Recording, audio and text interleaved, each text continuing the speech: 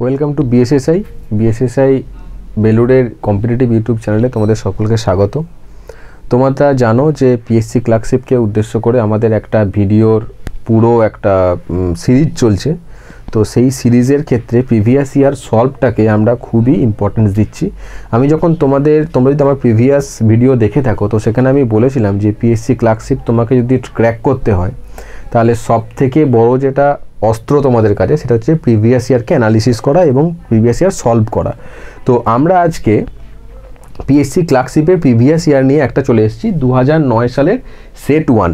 ঠিক আছে, দুটো জিনিস আমাদের এখানে মনে রাখতে হবে। এক নাম্বার হচ্ছে যে পিএসসি ক্লার্কশিপ একটা সময় রেগুলার হতো, বিসিএস মিসলেনিয়াস ক্লার্কশিপ পিএসসি 3টে ফ্ল্যাগশিপ এক্সাম ছিল একটা সময়। এখন ইদানিং এগুলো বন্ধ হয়ে গেছে, কিন্তু পিএসসি ক্লার্কশিপ একটা রেগুলার এক্সাম ছিল। তো সেক্ষেত্রে আমরা প্রচুর প্রিভিয়াস ইয়ার কোশ্চেন পাবো। আর দু নম্বর হচ্ছে যে কোনো কমিশন তার ফ্ল্যাগশিপ যে এক্সামগুলো থাকে তার একটা প্যাটার্ন ডিফাইন করে রাখে, সেই প্যাটার্নে খুব বেশি চেঞ্জ করে না। তো সেক্ষেত্রে পিএসসি ক্লার্কশিপও একটা প্যাটার্ন, এবং এটাকে যদি আমরা প্রিভিয়াস ইয়ার সলভ করি তাহলে আমরা এখান থেকে এর যে কোশ্চেনের ধরন, কোথা থেকে প্রশ্ন আসবে এগুলো বুঝতে পারবো। তো তার জন্য আমরা এখানে সলভে চলে যাব ডিরেক্টলি।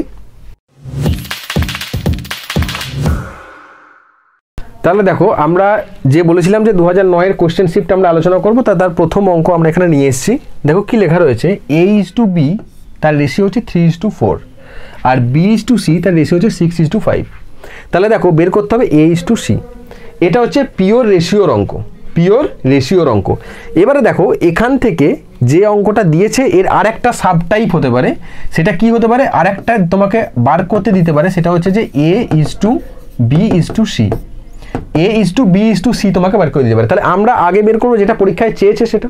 ঠিক আছে, তো তুমি তো আমাকে শর্টকাট বলতে পারো, তাহলে আমি তোমাদের বলবো A/B সমান 3/4, B/C সমান 6/5। তা তোমাকে বের করতে হবে কি A/C।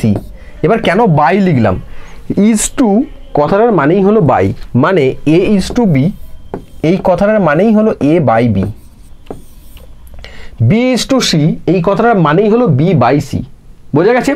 তাহলে আমি লিখতে পারি, তাহলে আমি দেখো এই যে লেফট হ্যান্ড সাইড আমি এটাকে গুণ করি তাহলে কি পাবো A/C।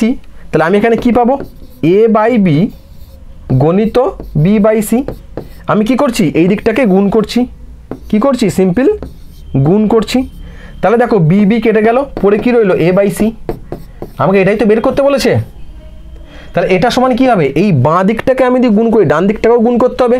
তাহলে ছিল কত 3/4 গণিত 6/5। তাহলে দেখো কাটাকুটি করো, 2/4 2 3/6, তাহলে কত হচ্ছে 9/10। তাহলে কত আনসার হবে 9/10। দেখো এখানে একটা জিনিস, প্রথম অপশানে দিয়েছে 10/9, সেকেন্ড অপশানে দিয়েছে 9/10। এই যে 10/9 9/10 তোমাকে কি চেয়েছে A:C। আমরা কি বের করছি A:C 9/10। 9/10 আর 10/9 কিন্তু এক না। তাহলে তুমি যখন 9 আর 10 পাবে প্রথম অপশানই তোমার চোখকে আটকাবে যে 10/9 আছে। তুমি যদি না জানো পার্থক্য তাহলে তুমি প্রথমটাই টিক মেরে চলে আসবে, ভুল আনসার হবে। বুঝতে পারছো পিএসসি কিভাবে ড্রাইভ করে ভুল আনসার করতে? বোঝা গেছে? এবার দেখো, এবারে আর একটা জিনিস তোমাদেরকে, তোমরা যদি A:B:C বের করতে দিত তাহলে আমরা কি করে বের করতাম। ধরো তোমাদের এই প্রশ্নটা আমরা তো বলেছিলাম যে আমরা সেভাবেও আলোচনা করব, যে যেগুলো আমাদের আসতে পারে প্রশ্ন এরকম আসতেই পারতো A:B:C। সেক্ষেত্রে আমরা কিভাবে করব, দেখো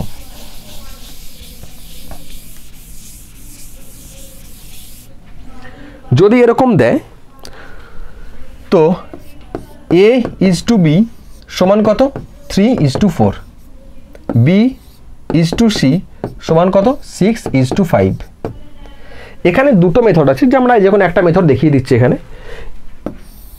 ডিটেলসে আমরা ক্লাসে আলোচনা করবো, এখানে জাস্ট দেখিয়ে দিচ্ছি। দেখো আমরা একটা কমন পদ্ধতি বলি দ পদ্ধতি। প্রথমে এরকম, তারপর এরকম, তারপরে এরকম। এরকম মানে কি উপর থেকে নিচে, ফার্স্টে উপর থেকে নিচে গুণ করব কত 3/6 18:2। তারপরে কি করেছি পাশে মানে এরকম গুণ করব কত 6/4 24:2। আবার উপর থেকে নিচে, আবার উপর থেকে নিচে কত 4/5 20। 18 24 20 কাটাকুটি যায়? হ্যাঁ যায়। ক দিয়ে কাটবো, আপাতত 2 দিয়ে কাটি। 2 9 18, 2 12 24, 2 10 20। তাহলে A:B:C বললে 9:12:10। বোঝা গেছে? এর আরও একটা পদ্ধতি আছে, সেটা আমি এখন দেখাচ্ছি না, ক্লাসে তোমাদের এগুলো নিয়ে ডিসকাশন হবে। ওকে, চলো পরের প্রশ্ন দেখো কি বলছে। গত বছরে রজনের উচ্চতা ছিল 144 সেন্টিমিটার, এই বছরে তার উচ্চতা 148.5 সেন্টিমিটার। আগের বছর ছিল 144, এবছরে 148.5। তার উচ্চতা শতকরা কত পরিবর্তন হয়েছে? শতকরা কত পরিবর্তন হয়েছে? এখানে দুটো কথা আছে, একটা হচ্ছে পরিবর্তন, একটা শতকরা। যদি বলতো যে শুধু কত পরিবর্তন হয়েছে তাহলে কি হতো? ছিল কত 144, হয়েছে কত 148.5, তাহলে বেড়েছে কত? পরিবর্তন মানে কি বেড়েছে কত, তাহলে কত হবে 5 পয়েন্ট বসাও, 4 আর 4 8, তাহলে 4.5 সেন্টিমিটার বেড়েছে। তাহলে এটা কি হলো? বেড়েছে। এটা কি হয়েছে? অনলি বেড়েছে। কিন্তু তোমাকে প্রশ্নে কি বলেছে? শতকরা কত বেড়েছে। তাহলে শতকরা মানে কি? শতকরা পার্সেন্টেজ, শতকরা মানে হচ্ছে 100তে কত হতো। এই যে 4.5 বেড়েছে, কার উপরে বেড়েছে? 4.5 সেন্টিমিটার কার উপরে বেড়েছে? ছিল এইটা 144, তাহলে 144 ছিল, তার উপরে বেড়েছে 4.5, তাহলে 144-এর উপরে বেড়েছে। তাহলে শতকরা বের করবো কি করে? সূত্র হচ্ছে বেড়েছে কত বাই কার উপরে বেড়েছে, কার উপরে বেড়েছে ইন্টু 100। তাহলে বেড়েছে কত? কত বেড়েছে? 4.5। কার উপরে বেড়েছে? 144-এর উপরে ইন্টু 100। এই হচ্ছে আমার ক্যালকুলেশন এখানে করতে হবে। বোঝা গেছে জিনিসটা? তাহলে কি করে করব আমরা? এখানে দেখো এই যে দশমিক দিয়ে গুণ করার একটা সুন্দর পদ্ধতি আছে, ঠিক আছে? তো দেখো আমরা যদি 4.5-কে 100 দিয়ে গুণ করি, 4.5-কে যদি আমি 100 দিয়ে গুণ করি তাহলে কি হবে? 100 দিয়ে গুণ করা মানে কি? একের পিঠে জটা শূন্য, দশমিকটা ত ঘর ডান দিকে সরে যাবে। তাহলে কত হলো? 4 5 0 ছিল এখানে, একটা শূন্য দিয়ে গুণ করলে 5-এর পরে হতো, আর একটা শূন্য দিয়ে গুণ করছি, আর কোনো নেই মানে শূন্য বসাতে হবে, বাই 144। এবার আমরা কাটাকুটি করব। 2 দিয়ে কাটাকুটি করো, 2 7 14, 2 2 4, 2 দিয়ে কাটো, 2 2 4, 2 2 4 কত হচ্ছে? 2 5 10। তাহলে কত আসছে? 5 আর 4 9 আর 72। দেখো 225 আর 72, তাহলে এটা কত দিয়ে কাটাকুটি যাবে? 5 আর 4 9, এটা হচ্ছে 7 আর 2 9, তাহলে এখানেও 9 দিয়ে কাটাকুটি, এখানেও হচ্ছে মানে যোগফলটা 9, এখানেও যোগফলটা 9। তাহলে তোমরা জানো যে 9 দিয়ে বিভাজ্যতার নিয়ম অনুসারে যদি কোনো সংখ্যার ডিজিটগুলো যোগফল 9 হয় তাহলে কি হয়? সংখ্যাটা 9 দিয়ে ভাগ যায়। এটা আমরা ডিভিজিবিলিটি রুলে জানি। তাহলে এটাও 9 দিয়ে কাটবে, এটাও 9 দিয়ে কাটবে, তাহলে 9 8 72, একে 9 দিয়ে কাটো, 9 2 18, 18 হলে কত হচ্ছে? 4 9 5 45। তাহলে এর রেজাল্ট কত হলো? 25/8। তাহলে 8 3 24, 1/8%, 3 পূর্ণ 1/8%। কোথায় আছে? এই যে। তাহলে এখান থেকে ক্যালকুলেশন থেকে আমরা দুটো জিনিস শিখতে পেরেছি। এক, দশমিকের সংখ্যাকে 100 দিয়ে গুণ করার নিয়ম। 2 নম্বর, রুল অফ ডিভিজিবিলিটি, মানে ডিভিজিবিলিটির নিয়ম মানে বিভাজ্যতার নিয়ম, যেটা তোমাদের সিলেবাসের প্রথমেই আছে। বোঝা গেছে? চলো নেক্সট প্রশ্নে যাব। দেখো কি বলছে। একটি বইয়ের বাজার দর 165 টাকা এবং এটি বিক্রি হয় 132 টাকায়, তাহলে বইটিতে কত শতাংশ ছাড়ের অনুমতি আছে? দেখো এখানে কি বলছে? ছাড়ের অনুমতি আছে। তোমরা এই অঙ্কগুলোকে না কমপ্লিকেটেড করবে না, সিম্পল ভাবো। ধরো তুমি বাজার করতে গেছো, তুমি যখন বাজার করতে গেছো, ধরো তুমি শপিং মলে বাজার করতে গেছো, তুমি দেখলে একটা যে জামার দাম লেখা রয়েছে 1000 টাকা। তাহলে এই যে 1000 টাকা তোমার জামার দাম লেখা রয়েছে, তাহলে তোমাকে বললো ধরো দাম আছে 1000 টাকা, আমি সাপোজ বললাম 1000 টাকা, তোমাকে বললো তোমাকে 20% ডিসকাউন্ট দেবে। তাহলে এই ডিসকাউন্ট যে 20% দেবে, সেই ডিসকাউন্ট মানে কি? এটাই তো বাংলায় বলে ছাড়। তাহলে এই যে 20% ছাড় দেবে, এটা কার উপরে দেবে? 20% ছাড়টা কার উপরে? যেটা দাম লেখা আছে তার উপরে। তার মানে এই যে দাম লেখা আছে একে কি বলে? ধার্য মূল্য। কি বলে? ধার্য মূল্য। মানে যে মূল্যটা ধার্য করা আছে কোনো জিনিসের উপরে, একে ইংরেজিতে বলে মার্ক প্রাইস বা এমপি। আমরা লিখবো এমপি বা মার্ক প্রাইস। বোঝা গেছে? তাহলে এই ধার্য মূল্যের উপর সবসময় ডিসকাউন্ট হয়। তাহলে এখান থেকে আমরা কি জানলাম? যে ডিসকাউন্ট সর্বদা ধার্য মূল্যের উপরে হয়। ধার্য মূল্যের উপরে হয়। তাহলে আমরা এখান থেকে জানতে পারলাম এটা। এটা হচ্ছে তোমাদের বলে দিই, এটা প্রফিট অ্যান্ড লস চ্যাপ্টারের অঙ্ক, প্রফিট অ্যান্ড লস চ্যাপ্টারের অঙ্ক, যেই প্রফিট অ্যান্ড লস তোমাদের কিন্তু ডিরেক্টলি দেওয়া আছে সিলেবাসের আন্ডারে। ওকে, এবার আমরা এটা গেল পুরো থিওরি পার্টটা, আগে বুঝলাম জিনিসটা কি। এবার অঙ্কে আসো। একটি বইয়ের বাজার দর 165। এই যে বাজার দর কথাটা মানে কি, মানে এই বইটার উপরে 165 টাকা দাম লেখা আছে, মানে এটা এমআরপি, মানে এটা হচ্ছে ধার্য মূল্য বা মার্ক প্রাইস। তাহলে এই যে 165 টাকা আমি কি লিখবো, মার্ক প্রাইস কত, 165 টাকা। মার্ক প্রাইস কত লিখবো, 165 টাকা, 165 টাকা। ঠিক আছে, বলছে এটি বিক্রি হয় 132 টাকায়। বিক্রি হয় মানে কি, মানে তোমার কাছে দাম লেখা, তুমি বইটা কিনতে গেছো, বইয়ের দাম লেখা আছে, তুমি বললে আমাকে কিছু ছাড় দিন, ছাড় দেওয়ার পর তোমাকে দোকানদার বললে আপনি ঠিক আছে 132 টাকা দিন, কি বলে 132 টাকা দিন। তাহলে এই 132 টাকাটা কি সেল প্রাইস বা বিক্রয় মূল্য, সেটা কত, 132 টাকা। তাহলে তুমি 132 টাকা দিয়েছো, দাম লেখা আছে 165 টাকা, তাহলে দোকানদার ছাড় দিয়েছে কত টাকা, ছাড় দিয়েছে। তুমি আগে বের করো যে কত টাকা কম নিয়েছে। তাহলে কম কত নিয়েছে, কম নিয়েছে কত, 2 আর 3 5, হাতে কিছু নেই, 3 আর 3 6, 33 টাকা। কত কম নিয়েছে, 33 টাকা। তাহলে তোমার কাছেও 33 টাকা কম নিয়েছে। আমি কি বলেছি, ধার্য মূল্য মানে ছাড় সবসময় কার উপরে ক্যালকুলেশন করতে হয়, ধার্য মূল্যের উপরে। তাহলে সেই রেশিও, সেই পার্সেন্টেজের কনসেপ্ট যেটা আমি আগের প্রশ্নে বলেছিলাম, কত টাকা ছাড় দিয়েছে, 33 টাকা। কার উপরে ছাড় দিয়েছে, 165 টাকার উপরে, ইন্টু 100, ইন্টু 100। ঠিক আছে, এবার তুমি ক্যালকুলেশন করো। 6 আর 5 11টাকে 12, তাহলে 3 দিয়ে কাটা যাবে। দেখো 3 5 15, 3 5 15।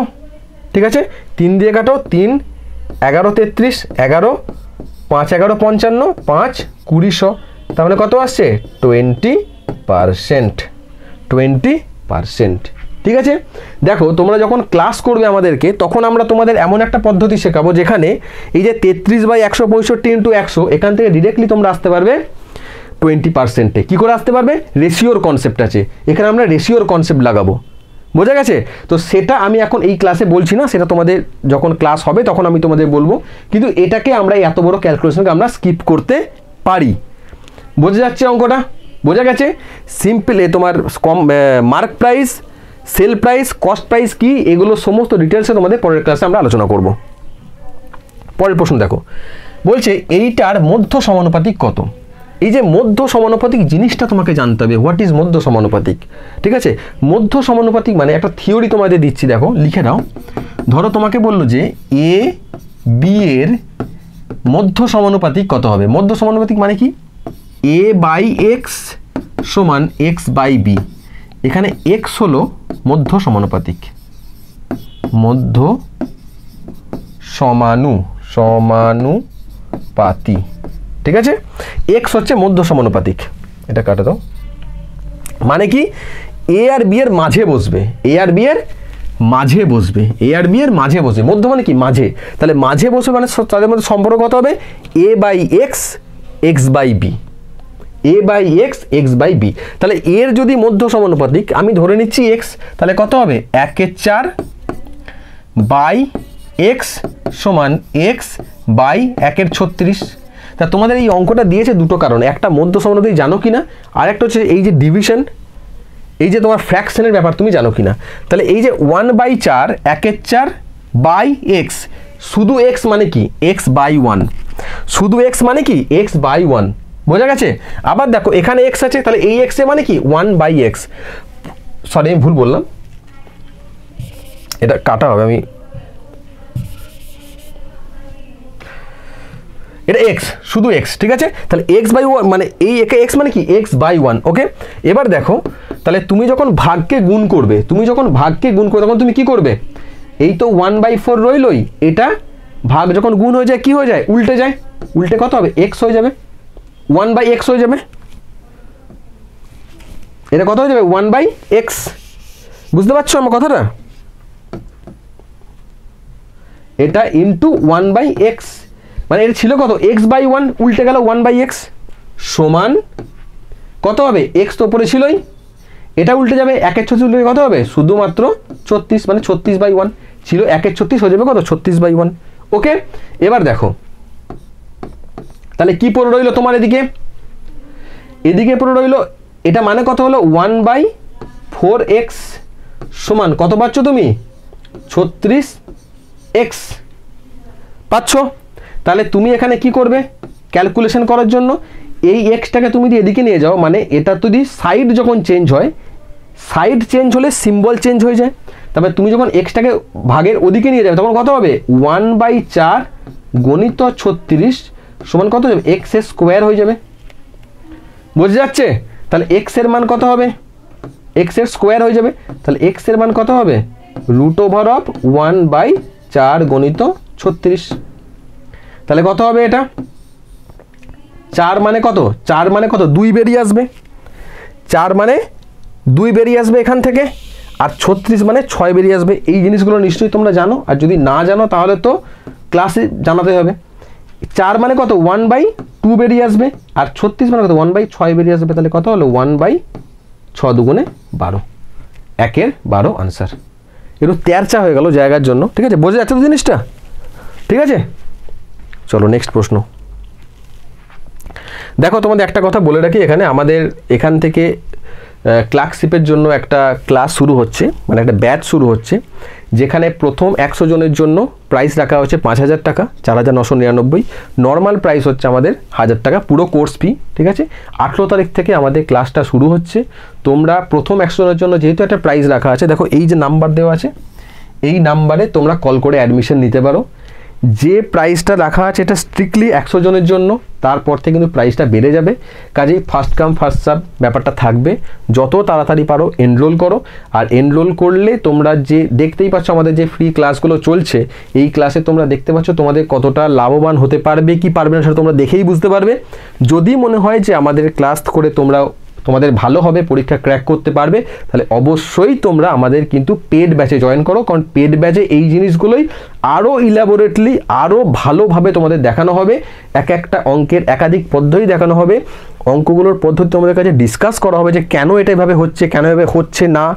বোঝা যাচ্ছে? খুব সুন্দর অ্যাকোমোডেশন তোমরা পাবে, সাথে তোমরা মক টেস্ট বা অন্য কিছু সমস্ত কিছু তোমরা এখানে ফেসিলিটিস পাবে। ঠিক আছে, চলো পরের প্রশ্ন দেখো। বলছে প্রতি কেজি আমের দাম 20 টাকা থেকে বেড়ে 23 টাকা হয়েছে, শতকরা কত বৃদ্ধি পেয়েছে? দেখো আগে একটা অঙ্ক ছিল না 144 দিয়ে, সেম টাইপের অঙ্ক দেখতে পাচ্ছ, সেম টাইপের অঙ্ক, শুধু ডেটাটা চেঞ্জ করেছে। তাহলে কত বেড়েছে? ছিল 20 টাকা, হয়েছে 23 টাকা, বেড়েছে কত? বেড়েছে কত? 3 টাকা। কার উপরে বেড়েছে? 20 টাকার উপরে। তাহলে 3/20 × 100। আশা করি বুঝতে পেরেছো। আমি বলে দিয়েছিলাম যে শতকরা বৃদ্ধি কি করতে হবে, বেড়েছে কত বাই যার উপরে ছিল কত 20, 20-র উপরে বেড়েছে। তাহলে 3/20 × 100, তাহলে 20 5-এ 100 মানে 5 3-এ 15%। 15% হয়ে গেল এটার আনসার। ঠিক আছে, বোঝা যাচ্ছে? ক্লিয়ার? চলো নেক্সট প্রশ্ন। বলছে দুইজন শ্রমিকের প্রতিদিনের আয়ের অনুপাত 4:3। দুজন শ্রমিকের প্রতিদিনের আয়ের অনুপাত 4:3। যদি একজন শ্রমিক অন্যজনের থেকে 9 টাকা বেশি পায়, যদি একজন শ্রমিক অন্যজনের থেকে 9 টাকা বেশি পায়, তাহলে প্রথম শ্রমিকের প্রতিদিনের আয় কত? তাহলে দুজন শ্রমিকের প্রতিদিন আয় বলছে 4:3। ঠিক আছে, তাহলে দেখো একটা কথা তোমাদের বলে রাখি এর মাঝে, আমরা যখন এখানে অঙ্কগুলো করাচ্ছি সকলের জন্য করাচ্ছি, এখানে আমরা এটাকে 4x 3x এভাবে ধরে করাবো। ঠিক আছে, তাহলে কি প্রতিদিনের আয় বলছে 4:3, তাহলে আমি ধরে নেব প্রতিদিনের আয় কত হবে, আয় রেশিও বলেছে 4:3, তাহলে অরিজিনাল আয় কত ধরবো 4x আর 3x। যেটা আমি বলতে যাচ্ছিলাম, যেহেতু আমরা এখানে x ধরে করাচ্ছি, যখন তোমরা পেড ব্যাচের ক্লাস আমাদের ভর্তি হবে তো তোমরা দেখবে যে এই এক্সটাকে করে এলিমিনেট করব, মানে x বাদ দিয়ে আমরা অঙ্ক করব, এক্সটাকে বাদ দিয়েই আমরা অঙ্ক করতে পারবো। ঠিক আছে, এবং সেটা ক্যালকুলেশন আরও সহজ হবে। বোঝা গেছে? তো এখানে যেহেতু এখানে তো অনেক কিছু বলতে হবে, সেগুলো স্কিপ করতে হবে, তাই জন্য আমরা এক্স ধরে অঙ্কটা করাচ্ছি। এটাও খুব বেশি বড় হবে না, নর্মাল। তাহলে আয় কত 4x আর 3x। ঠিক আছে, এবার বলছে একজন শ্রমিকের আয় আরেকজনের থেকে 9 টাকা বেশি, তাহলে এদের মধ্যে কার আয় বেশি? এর আয় এর থেকে বেশি। তাহলে এদের মধ্যে পার্থক্য কত? এদের মধ্যে আয়ের পার্থক্য কত? 4x - 3x। ডিফারেন্স কত হচ্ছে? ডিফারেন্স কত হবে এদের মধ্যে? 4x মাইনাস 3x মানে কত x, তাহলে x টাকা, এটা তো টাকা, এদের আয় তো টাকা, তাহলে x টাকা, তাহলে এই যে x টাকা, এই x টাকা সমান অঙ্কে কত বলে দিয়েছে 9 টাকা, কারণ বলেছে দেখো একজন শ্রমিকের আয়জন থেকে 9 টাকা বেশি, তাহলে এই x এর মানই কত 9 টাকা, তাহলে এটা সমানই কত 9 টাকা, তাহলে x সমান যদি 9 টাকা হয় তাহলে কি বলছে প্রথম শ্রমিকের আয় কত, তাহলে প্রথম শ্রমিকের আয় কত, প্রথম শ্রমিকের আয় কত 4x, তাহলে প্রথম শ্রমিকের আয় কত হবে, প্রথম 4x, 4x মানে কি 4 ইন্টু এক্স, 4 ইন্টু এক্স, তাই তো, মানে 4 ইন্টু 9, তার মানে 9 4 36 টাকা, এটা হয়ে গেল আনসার। ইজি ব্যাপার একদম। তোমরা যদি অঙ্কটা আরও সহজভাবে করে করা যায়, দেখো 4 মাইনাস 1, 4 মাইনাস 3 1, 1 সমান 9, 9 4 36, এই যে তোমাকে বললাম 1 সেকেন্ডে 9 4 36, এইটাও তোমাদের শেখানো হবে যখন আমরা আস্তে আস্তে তোমরা যখন আমাদের সঙ্গে পেড ক্লাসে যুক্ত হয়ে যাবে, বোঝা গেছে? দেখো বলছে বার্ষিক পরীক্ষায় মহুয়া অঙ্কে সুতোপার থেকে 10% কম নাম্বার পেয়েছে, বার্ষিক পরীক্ষায় মহুয়া সুতোপার থেকে 10% কম পেয়েছে, তাহলে কে কম পেয়েছে, মহুয়া সুতোপার থেকে কম পেয়েছে, এই জায়গাটা ভালো করে বোঝো, মহুয়া সুতোপার থেকে কম পেয়েছে, তাহলে কম কে পেয়েছে, মহুয়া আর সুতোপা, তাহলে কি বলছে মহুয়া সুতোপার থেকে 10% কম পেয়েছে, তাহলে সুতোপা যদি 100 পায় তাহলে মহুয়া কত পেয়েছে 90, মহুয়া কত পেয়েছে 90, ঠিক কি না? 190 কেন ধরলাম, কারণ 10%, পারসেন্ট মানে কি, কথাটা হচ্ছে পারসেন্ট, পার মানে প্রতি, সেন্ট মানে 100, তাহলে প্রতি 100তে 90, প্রতি 100তে 90, তাহলে এখানে কি হচ্ছে দেখো মহুয়া সুতোপার থেকে 10% কম পেয়েছে, তাহলে প্রতি 100তে 10 কম পেয়েছে, প্রতি 100তে 10 কম পেয়েছে, তাহলে মহুয়া যদি 100 পেয়ে থাকে তাহলে সুতোপা কত পেয়েছে 100 থেকে 10 কম মানে 90, এটা কি করে আসে তাহলে 100 থেকে 10 কম মানে 90, তাহলে মহুয়া পেয়েছে 90, সুতোপা পেয়েছে 100, প্রশ্ন বলেছে মহুয়া পেয়েছিল 91 নাম্বার, তাহলে এই যে এটা ধরে নিয়েছি, এটা কি আমাদের ধরে নেওয়া ডেটা, তো ধরে নেওয়া, হ্যাঁ কি না, কারণ আমরা তো জানি না কে কত পেয়েছে, আমরা জাস্ট ধরে নিচ্ছি যে মহুয়া পেয়েছে 90, সুতোপা পেয়েছে 100, তাহলে আমাদের ধরে নেওয়ার 90 সমান অঙ্কের কত, আমাদের ধরে নেওয়ার যেটা 90 সেটা অঙ্কের কত 81, তাহলে আমাদের ধরে নেওয়ার 100 সমান অঙ্কের কত 81 গণিত 100 বাই 90, 0 0 কেটে দাও, 9 9 81, তাহলে কত হচ্ছে 90,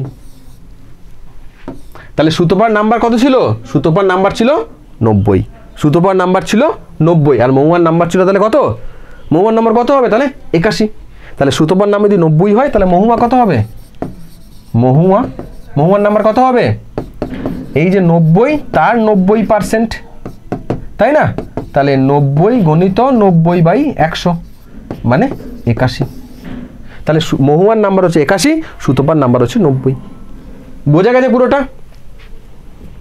পরের প্রশ্নে দেখো বলছে এই সংখ্যার সঙ্গে কত গুণ করলে সংখ্যাটি পূর্ণবর্গ হবে, তুমি একটা কথা বলো পূর্ণবর্গ সংখ্যা কাকে বলে, পূর্ণবর্গ সংখ্যা আমি যখন আগেরটা বললাম তখন বলেছি পূর্ণবর্গ মানে কি, মানে ধরো রুটের ভিতরে যদি জোড়ায় জোড়ায় সংখ্যা থাকে তাহলে তাকে বলে পূর্ণবর্গ, মানে সাপোজ আমি বলছি ধরো 4 একটা পূর্ণবর্গ সংখ্যা, কারণ কি 4কে আমি ভাঙতে পারি 2 গণিত 2, ধরো তোমাকে বললাম 25 একটা পূর্ণবর্গ, কারণ কি আমি এটাকে ভাঙতে পারি, কীভাবে ভাঙতে পারি 5 গণিত 5, ধরো 625 একটা পূর্ণবর্গ সংখ্যা, কি করে হতে 25 গণিত 25 625, তাহলে এই 25কেও ভাঙতে পারি, তাহলে কত হচ্ছে 5 গণিত 5 গণিত 5 গণিত 5, তাহলে এই যে জোড়া জোড়া সংখ্যা থাকছে, তাহলে যখন তার ফ্যাক্টরে জোড়া জোড়া সংখ্যা থাকবে তখন তাকে বলবো পূর্ণবর্গ সংখ্যা, তাহলে কি বললাম যখন তার ফ্যাক্টরে জোড়া জোড়া সংখ্যা থাকবে তখন আমরা তাকে বলবো পূর্ণবর্গ সংখ্যা।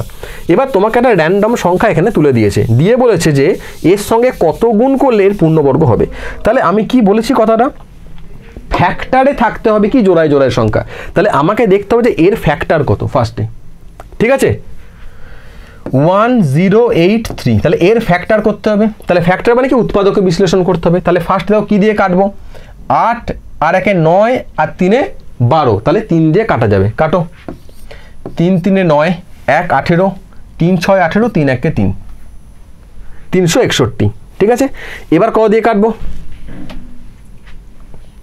এবার ক দিয়ে কাটো বলো? এটা তো দেখো আমি এবার যদি উৎপাদকের নিয়ম দেখো, 2 দিয়ে তো কাটা যাবে না, 3 দিয়ে কাটা যাচ্ছে কি, 6 × 9 = 10 হচ্ছে না, তাহলে 7 দিয়ে দেখতে হবে, কারণ অন্য কোনো নিয়মে 5 দিয়ে তো হবে না, 6 দিয়েও তো হবে না, যখন 2 দিয়ে হচ্ছে না। 7 দিয়ে দেখো, 7 × 3 = 21, 7 × 4 = 7 × 5 = 35, 1 = 11, 7 দিয়ে হচ্ছে না, তাহলে 13 দিয়ে দেখো, 13 × 2 = 26, 3 × 13 = 39, 13 × 2 = 26 মানে 26 × 10 = 36, 100 হচ্ছে না। 19 দিয়ে দেখো, 19 × 2 = 8, 19 × 1 = 19, 19 হলে কত হয়, 6 × 1 = 7, 71 হচ্ছে কি, 19 × 1 = 19 হচ্ছে, তাহলে 19 মানে কত, এদিকে 6 এর দিকে 1, 7, 71, 19 দিয়ে হচ্ছে না। 23 দিয়ে দেখো, 23 দিয়ে কি হবে, 23 দিয়ে কি হবে দেখো করে, 361 কে ভাগ করো, 23 × 1 = 23, কত হচ্ছে 3, 1, 31, 23 দিয়ে হচ্ছে কি, 23 দিয়ে হচ্ছে না, তাহলে 19 দিয়ে আবার করে দেখো, 19 দিয়ে মনে হচ্ছে ভুল হয়েছে, 361 কে 19 দিয়ে করে দেখো, 19 × 1 = 19, তাহলে কত হচ্ছে এটা, 7, 1, 171, এবার কত হবে, 9 × 3 = 27, 9 × 4 = 36, 9 × 5 = 9 × 6 = 9, 7 × 63, 9 × 9 = 81, 9 × 9 = 81, তাহলে কত হচ্ছে 19, তাই আমি যদি 19 দিয়ে কাটি তাহলে কত আসছে 19, তাহলে 19 19 361। এবার দেখো ব্যাপার হচ্ছে যেটা, যে তাহলে এর 1083 ফ্যাক্টর আমি কত পেলাম, 3 × 19 × 19। এবার একটা কথা বলি, এই যে আমরা ভাগ করে করে দেখলাম, ঠিক আছে, এই ভাগ করে করে দেখার আমাদের প্রয়োজন নেই, আমরা যদি 1 থেকে 20 পর্যন্ত সংখ্যাগুলোর স্কোয়ার মুখস্থ করে রাখি, বোঝা গেছে, 19 19 361 হয়ে যায়। এবার দেখো এই যে সংখ্যাটার ফ্যাক্টর কি কি, 3, 19 আর 19, তিনটে, 3, 19 আর 19, বোঝা গেছে। তাহলে দেখো 19 আর 19 জোড়ায় জোড়ায় আছে, একা একা কে আছে 3, একা কে আছে 3, তাহলে এই 3ই হবে আনসার, কারণ এই সংখ্যার সাথে আমি যদি আরেকটা 3 গুণ করে দিই তাহলে সেটা হয়ে যাবে পূর্ণবর্গ সংখ্যা, বোঝা গেছে। চলো দেখো তোমাদের জন্য বিএসএসআই তরফ থেকে আরেকটা নতুন ইনিশিয়েটিভ নেওয়া হয়েছে, সেটা হচ্ছে যে জেতার লড়াই বলা হয়েছে আমাদের, ভাত ঘুম বাদ জেতার লড়াই, মানে দুপুর বেলায় 2টোর থেকে শুরু হবে আমাদের, শেষ হবে 6টা, 2টো 3টে 4টে 5টা 6টা, প্রতি ঘন্টায় তোমাদের একটা করে ক্লাস আসবে। 2টো থেকে আসবে কারেন্ট অ্যাফেয়ার্সের ক্লাস, 3টে থেকে আসবে জেনারেল স্টাডিজ, 4টে থেকে আসবে জেনারেল অ্যাওয়ারনেস, তারপরে ভোক্যাবস, তারপর হচ্ছে রিজনিং, ঠিক আছে। তাহলে এই যে 5টা প্রতিদিন যে 5টা করে ক্লাস না মক আসবে, অ্যাকচুয়ালি তোমাদের এই যে 5টা মক তোমাদের আসছে, এই 5টা মক তোমরা অ্যাটেম্প করলে কি হবে, রেগুলারটা মকের মধ্যে থাকলে তোমরা কিন্তু পরীক্ষা সম্পর্কে যে ভুলটা, মানে পরীক্ষা সম্পর্কে যে ভয়টা, সেটা কিন্তু আস্তে আস্তে ভেঙে যাবে। আচ্ছা একটা কথা বলে দিই, এটা হবে টেলিগ্রামে, নিশ্চয়ই লোগো দেখে বুঝতে পারছো, ঠিক আছে। টেলিগ্রামের তোমরা মানে লিঙ্ক কোথায় পাবে, ডেসক্রিপশন বক্সে তোমরা এর লিঙ্ক পেয়ে যাবে, সেখান থেকে জয়েন করে নিও। তোমরা প্রতিদিন এই মকগুলো অ্যাটেম্প করো, এখান থেকে প্রতিদিন নতুন নতুন টাইপের কোশ্চেন তোমরা পাবে এবং আশা করি সেখান থেকে পরীক্ষায় তোমরা যথেষ্ট উপকৃত হবে। ওকে, দেখো পরের অঙ্কটা দেখো, বলছে এ একটি কাজ, এ এবং বি একটি কাজ একসঙ্গে 12 দিনে করে, বি একা ওই কাজটি 30 দিনে করতে পারে, এ একা কাজটি কদিনে করবে। দেখো এই অঙ্কটা করার জন্য তোমার কাছে 3খানা পদ্ধতি আছে, ঠিক আছে, অঙ্কটা করার জন্য 3টে পদ্ধতি আছে। আমরা যেটা করব একদম সহজ যেটা, সেটা আমি ইউজ করবো এখানে, ফর্মুলা পদ্ধতি। আমি এখানে জাস্ট ফর্মুলা দিয়ে করে দেবো, একটা যে ফর্মুলা পদ্ধতি, আর একটা আছে কি এফিসিয়েন্সি দিয়ে, আর 3 নম্বর আছে ইউনিট ওয়ার্ক দিয়ে, ঠিক আছে। তো আমরা জাস্ট এখানে আজকে ফর্মুলাটা ইউজ করছি, বাকি দুটো পদ্ধতি তোমাদেরকে যখন ক্লাস হবে, ক্লাসে তোমাদের শেখানো হবে এবং সেটা দিয়ে দেখানো হবে যে কী করে করা যায়। সবথেকে এফেক্টিভ পদ্ধতি হচ্ছে এফিসিয়েন্সি পদ্ধতি, সব অঙ্ক করা যায়। এই অঙ্কটার জন্য পার্টিকুলারলি ফর্মুলা পদ্ধতিটা খুবই এফেক্টিভ। দেখো ফর্মুলাটা কি আছে, যদি এ আর বি একসঙ্গে কোনো কাজ এক্স দিনে করে আর এ ওই কাজটাই ওয়াই দিনে করে, তাহলে বি ওই কাজটা কদিনে করবে, বি ওই কাজটা করবে x minus y by, sorry এখানে ভুল লিখলাম, x minus y by x Y.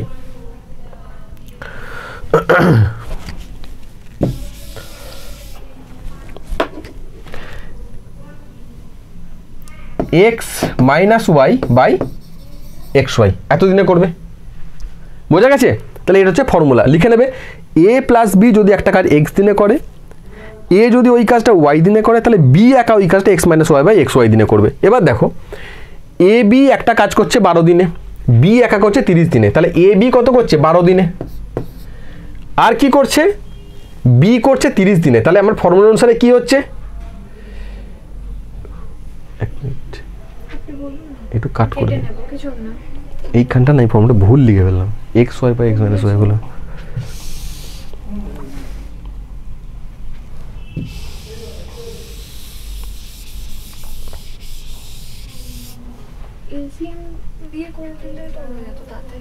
এটা তো আরো ফর্মুলা তাড়াতাড়ি হয়ে যাবে। আর চলছে না,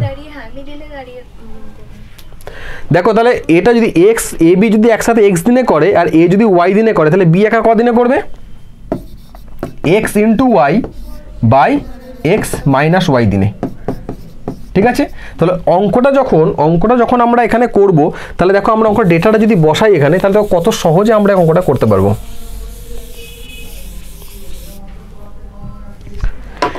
এ বি একত্রে কদিনে করছে, এ প্লাস বি 12 দিনে, বি একা কদিনে করছে 30 দিনে, তাহলে এ একা কদিনে করবে, এ একা কদিনে করবে, দেখো এ বি 12 দিনে, বি একা 30, তাহলে এ বি কদিনে করবে, ফর্মুলা লিখেছি, তাহলে 12 গণিত 30 বাই 12 মাইনাস 30 হবে এখানে। ঠিক আছে, তাহলে যদি 30 থেকে 12 বাই দিলে কত হচ্ছে 18, তাহলে তুমি 4 দিয়ে ক দিয়ে কাটবে, 3 দিয়ে কাটো, 3 6 18, 3 10 30, 6 2 12, তাহলে 10 দুগুণে 20 দিনে। তাহলে তোমাকে যখন অঙ্কটা পরীক্ষায় দেবে তোমাকে শুধু এইটুকু করতে হবে, ব্যাস চলে আসলো আনসার। কদিন হচ্ছে 20 দিনে, বোঝা গেছে। চলো পরের অঙ্কে যাওয়া যাক। বলছে এক ব্যক্তি একটি দ্রব্য 180 টাকায় বিক্রি করে তার 10% ক্ষতি হয়, 180 টাকায় বিক্রি করলে 10% ক্ষতি হয়, কত টাকায় বিক্রি করলে 10% লাভ হবে। 180 টাকায় বিক্রি করলে 10% ক্ষতি হয়, কত টাকায় বিক্রি করলে 10% লাভ হবে, এটা হচ্ছে অঙ্ক। ওকে, এবার দেখো কী করবো। 180 টাকায় বিক্রি করে 10% ক্ষতি হয়, 10% ক্ষতি মানে কি আমি বলেছিলাম তোমাদের, তো এই জায়গাটা বলা হয়নি, ক্রয় মূল্য সবসময় আমাদের ধরতে হয় 100, তাহলে যদি ক্ষতি হয় তাহলে কি হবে, ক্ষতি মানে কি যত টাকা দিয়ে কিনে তাতে কম টাকা পেয়েছে, 10% ক্ষতি মানে কি, 10% ক্ষতি মানে কি 100 মাইনাস 10, ও সরি ক্ষতি তো 10% অলওয়েজ, ক্ষতি হচ্ছে 10%, ক্ষতি হচ্ছে কত 10%, তাহলে বিক্রয় মূল্য কত হবে, ক্ষতি মানে কি যত টাকা দিয়ে কিনেছে তাতে কম টাকা সে বিক্রি করে পেয়েছে, তাহলে বিক্রয় মূল্য কত হবে 100 মাইনাস 10 মানে 90। যদি এটা লাভ হয়, যদি লাভ হয় 10% তাহলে বিক্রয় মূল্য কত হবে, লাভ মানে কি যত টাকা দিয়ে কিনেছে তার থেকে বেশি দামে সে বিক্রি করতে পেরেছে, তাহলে কত হবে 100 প্লাস 10 মানে 110। এবার কি বলেছে দেখো অঙ্কে, তাহলে এটা তো আমি ধরে নিয়েছি, পুরো ধরে নেওয়া ডেটা আমি ধরে নিয়েছি ক্রয় মূল্য 100, কিন্তু অরিজিনাল তো ক্রয় মূল্য 100 নয়। অঙ্কে কি বলেছে এক ব্যক্তি একটি দ্রব্য 180 টাকায় বিক্রি করে 10% ক্ষতি হয়েছে, তাকে ঠিক আছে, তাহলে এই যে 10% যদি ক্ষতি হয় তাহলে বিক্রয় মূল্য কত হবে 90 টাকা, তাহলে আমাদের ধরে নেওয়া 90 টাকা সমান অঙ্কের কত 180 টাকা, তাহলে কি বের করতে হবে 10% লাভ, তাহলে আমাদের ধরে নেওয়া হিসাবে 10% লাভ হলে বিক্রয় মূল্য কত হতো 110, আমাদের ধরে নেওয়া হিসাবে যদি 10% লাভ হয় তাহলে বিক্রয় মূল্য কত হতো 110, তাহলে 110-এর মান কত হবে বের করতে হবে, তাহলে 180 গণিত 110 বাই 90, তাহলে 90 2 180 220 টাকা, এটা হয়ে গেল আনসার 220 টাকা। বোঝা গেছে। দেখো পরের প্রশ্ন দেখো, বলছে দুটি সংখ্যার গুণফল হচ্ছে এইটা এবং তাদের গসাগু এইটা, তাহলে তাদের লসাগু কত। একটা খুব ফেমাস ফর্মুলা আছে লসাগু গসাগু চ্যাপ্টারের, একটাই ফর্মুলা আছে, সেটা হচ্ছে যে দুটি সংখ্যার গুণফল, আমি এখানে লিখে দিচ্ছি মানে ফর্মুলাটা, দুটি সংখ্যার গুণফল সমান লসাগু গণিত গসাগু। যদি দুটো সংখ্যার গুণফল আর ওই দুটো সংখ্যার লসাগু আর গসাগু যদি আমি গুণ করি তাহলে সমান হবে, দুটি সংখ্যার গুণফল সমানই সংখ্যা দুটির লসাগু ইন্টু গসাগু, লসাগু ইন্টু গসাগু। দেখো কি বলেছে, দুটি সংখ্যার গুণফল বলে দিয়েছে এইটা, তাহলে কত 1 1 5 1 5 5 5 2, 1,552 এটা সংখ্যাটা, এটা সমান কি বলেছে গসাগু কত 36 ইন্টু লসাগু, তাই লসাগু কত হবে 1,552/36। ঠিক আছে, দেখো আমি একটা জিনিস এখানে অ্যাপ্লাই করছি, ভালো করে বোঝো জিনিসটা। এখানে 36 আছে, এখানে 2 আছে লাস্টে, এখানে লাস্টে কত 6, এখানে লাস্টে কত 2, তার মানে ভাগ ফলে মানে এই যে অপশন আছে না, এই অপশনের শেষ অঙ্কটা এমন একটা কিছু হতে হবে যার সাথে 6 গুণ করে লাস্টে 2 আসবে, এর লাস্টের অঙ্কটা এমন একটা কিছু হতে হবে যার সাথে 6 গুণ করলে লাস্টে 2 হবে, তাহলে 6 8 48, 2 আসছে না, তার মানে এটা বাদ।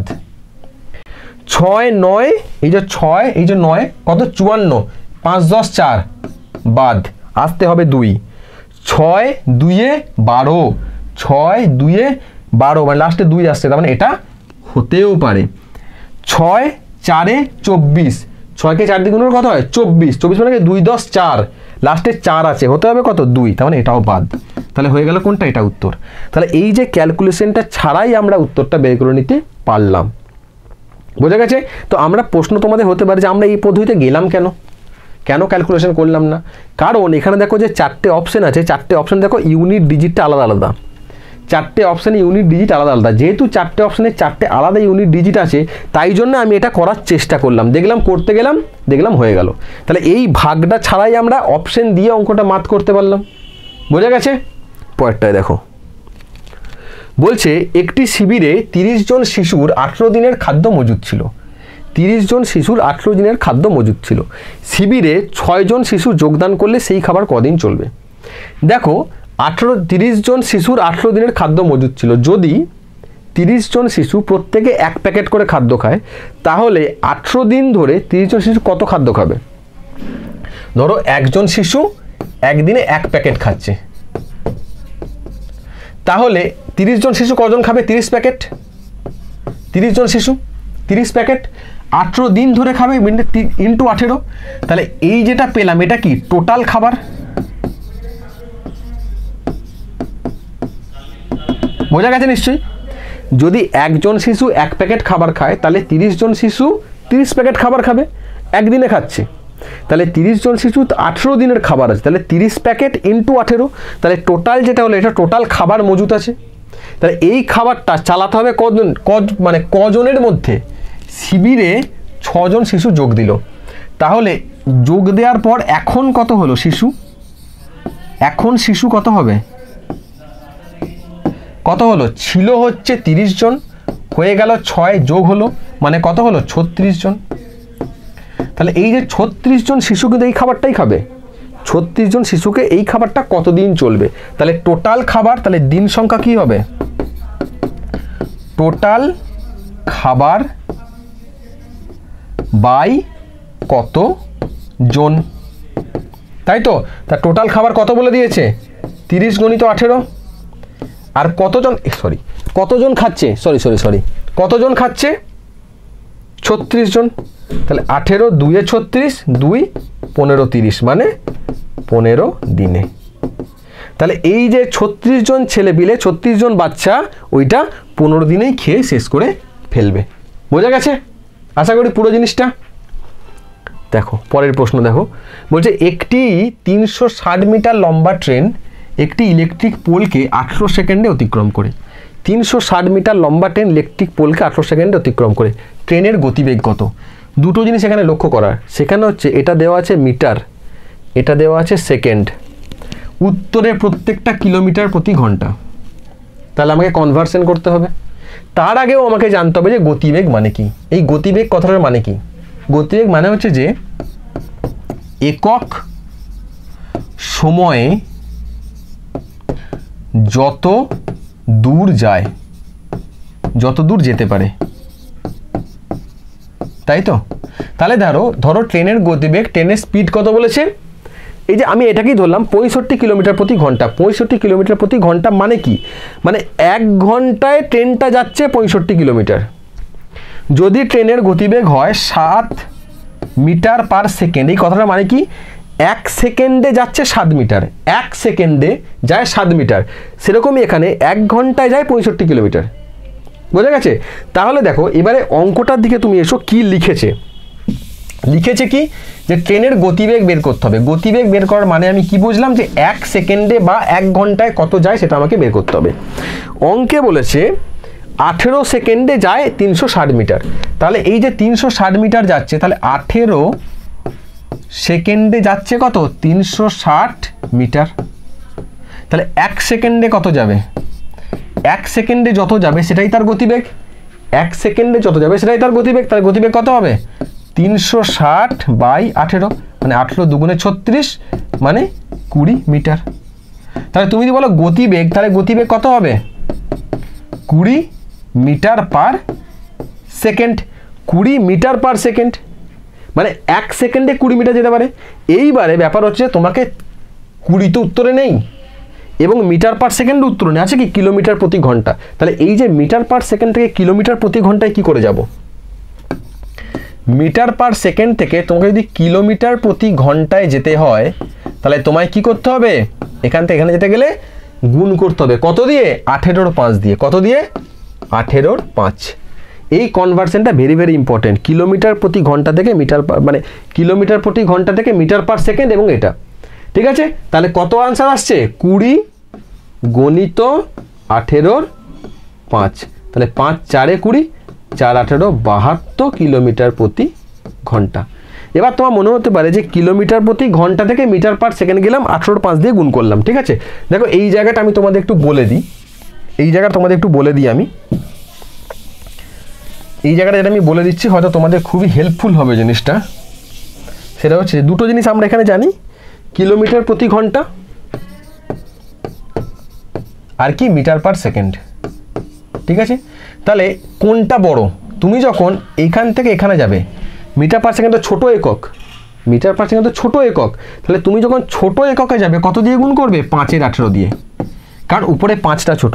তুমি যখন ছোট এককে যাবে, উপরে যেটা ছোট সেটা দিয়ে গুণ করবে। আমি আবার বলছি, কিলোমিটার প্রতি ঘন্টা বড় একক, মিটার প্রতি ঘন্টা, মিটার প্রতি সেকেন্ড ছোট একক। তাহলে তুমি যখন বড় একক থেকে ছোট এককে যাবে, ছোট এককের দিকে যাবে, তখন তুমি উপরে যেটা ছোট সেটা দিয়ে গুণ করবে।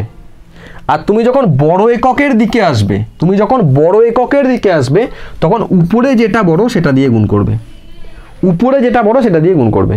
উপরে বড় নিচে বড় কি সেটা, 18 × 5। 18 × 5-এরই পুরো দুটো ভার্সন। ঠিক আছে, তাহলে তুমি যখন কিলোমিটার প্রতি ঘন্টা থেকে মিটার পার সেকেন্ড যাবে, 5 × 18 দিয়ে গুণ করবে। যখন উল্টোটা হবে 18 × 5 দিয়ে গুণ করবে। ওকে, দেখো বলছে যদি একটি কাপড়ের বিক্রিত মূল্য 40 টাকা হয়, কাপড়টি 25% লাভ করা হয়, তাহলে কাপড়টির দাম কত। বিক্রিত মূল্য 40 টাকা, 25% লাভ, এটাও লাভ ক্ষতির অঙ্ক। ঠিক আছে, ও এটা 80 টাকা, সরি বাংলা বলে ফেলেছি। একটি কাপড়ের বিক্রিত মূল্য 80 টাকা আর কাপড়টি 25% লাভ। ঠিক আছে, এবার দেখো 25% লাভ মানে কি, যখনই লাভ তোমাকে বলে দেবে তখনই তোমাকে ধরে নিতে হবে ক্রয় মূল্যটা কি। যেহেতু পার্সেন্টেজের অঙ্ক, সেহেতু ক্রয় মূল্য আমি সব সময় ধরবো 100। তাহলে লাভ কত, 25%। তাহলে বিক্রয় মূল্য কত, লাভ 25% মানে কি, মানে 25 টাকা লাভ হয়েছে 100 টাকার উপরে। তাহলে বিক্রয় মূল্য কত, 100 + 25 মানে 125। তাহলে এই যে পুরোটা আমি ধরে, এটা আমার মন গড়া, ক্রয় মূল্য 100 টাকা মন গড়া, লাভ 25 টাকা বলে দিয়েছে। তাহলে বিক্রয় মূল্য কত, 125। ঠিক আছে, এবার দেখো এবার কি আসছে, কাপড়টির দাম, আচ্ছা বিক্রত মূল্য বলছে 100, বিক্রয় মূল্য হচ্ছে 80 টাকা, বিক্রয় মূল্য বলছে 80 টাকা। এবার তাহলে এই যে 125 আমি পেলাম, তাহলে আমার ধরে নেওয়া 125 সমান অঙ্কের কত, আমার ধরে নেওয়া 125 সমান অঙ্কের কত, 80 টাকা। আমার ধরে নেওয়া 125 সমান অঙ্কের কত, 80 টাকা। তাহলে কাপড়টির দাম কত, ও 40 টাকা। এটা ও ও ও ও আচ্ছা আচ্ছা, এটা এটা একটু মিস্টেক হয়েছে, এটা 40 টাকা হবে। হ্যাঁ, আপনি একটা কাজ করুন না, প্রথম থেকে একটু বলে দিন। প্রথম থেকে বলে দেবো, এটা দিয়ে শুরু করুন। ঠিক আছে। মুঝে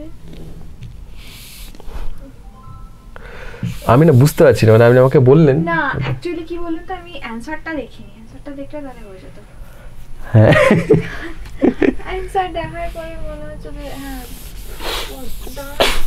যদি 25% লাভ হয়, হ্যাঁ, 40 টাকায়। হ্যাঁ, এটা কি চেয়েছে? এটা কাপড়ের বিক্রিত মূল্য 25%, 5 8 40, 8 4 32, না না 80 হবে এটা। 80 যদি হয় না তাহলে 5 16 80, 4 16 64, 80 80। 80 হবে। হ্যাঁ হ্যাঁ হ্যাঁ।